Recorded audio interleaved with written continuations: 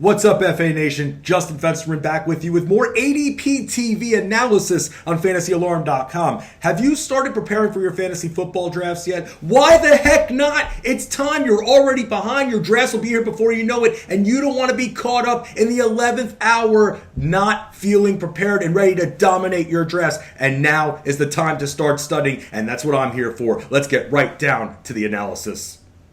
Let's start with Kansas City Chiefs wide receiver Tyreek Hill. Current ADP 30 right now. 30. I've seen this guy go as early as 12, and you can get him at 30 still in the third round. That's great value. That value is going to change. If your fantasy football drafts are right now, you must take advantage, because I'm telling you, in just a couple of weeks, that 30 is going to be cut in half, and you're going to have to pay second round value soon enough for him, where his ADP, I'm expecting to go in that 12 to 15 range as one of the top slot receivers in the NFL. 17 yards per catch last season. No suspension for Tyreek Hill. Why invest early in Patrick Mahomes when you could get his star receiver? Yes, Travis Kelce is there, but who else? Mecole Hardman's a rookie. Sammy Watkins? Haha, you all know he's a bum. So Tyreek Hill at 30 right now, great ADP. The value is not going to get any better, as that ADP is going to be rising up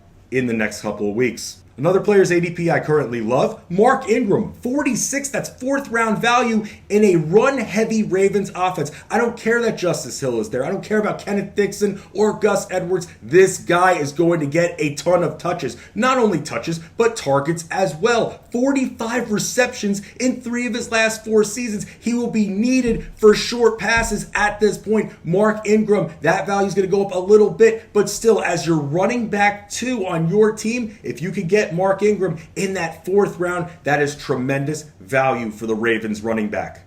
A player whose ADP I don't like and that I'm absolutely staying away from at this point is Tarik Cohen, 55. I do not like that at all. When I'm still looking for that running back depth, I don't want to be in the land of confusion that is Chicago. What is his role going to be? Multiple reports out of Chicago already say that Tarik Cohen should be expected to get fewer carries than last season. Okay, well, he can be helpful in the passing game, right, Fensty? Yes, he can, but the Bears have a ton of receivers and tight end options as well, and that is going to be a too many cooks in the kitchen situation when it comes to Tarik Cohen and relying on targets for this guy. David Montgomery absolutely scares me. Mike Davis is there too. Tarik Cohen could absolutely be the odd man out when it comes to any form of carries, and I'm not willing to pay starters value for Tarik Cohen, especially in non-PPR leagues. I don't care how many receptions he gets. I am staying away at his current ADP of 55. That absolutely freaks me out.